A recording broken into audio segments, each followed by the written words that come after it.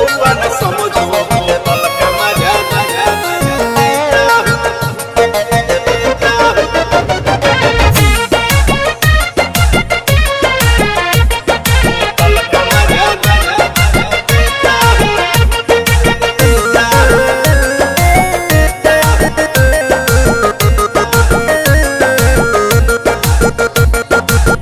फगुनी बयारिया में निकल बहरिया में, फगुनी बयारिया में निकल बहरिया में, मड़ई में अपना होटल का मजा देता हूँ। पौआ न समझो बोतल का मजा देता हूँ, पौआ न समझो बोतल का मजा देता हूँ।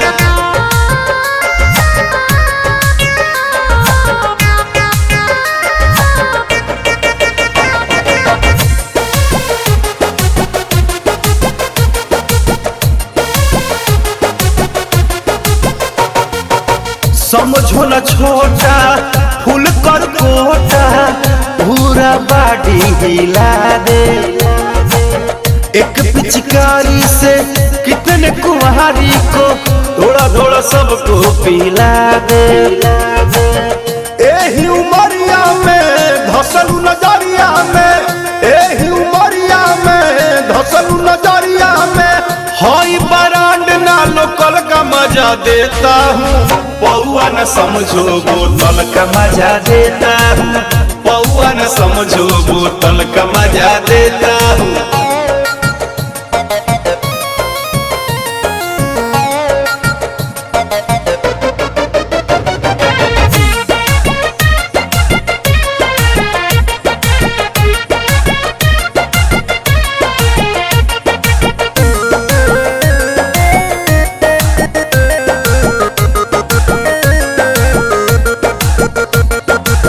एको बूंद जाई मजा बड़ी आई, करब तू हमारे डिमांड हो।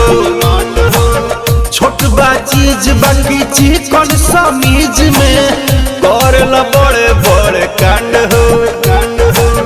तोहरो घघरिया में रस के गगरिया में, तोहरो घघरिया में रस के गगरिया में, जूस ले मन जूस में टोटल का मजा देता हूँ। पौआ न समझो बोतल का मजा देता हूँ, पौआ न समझो बोतल का मजा देता हूँ। छोटा हूँ पर गोटा। फगुनी बयारिया में निकल बहरिया में, फगुनी बयारिया में निकल बहरिया में, मड़ई में अपना होटल का मजा देता हूँ। पौआ न समझो बोतल का मजा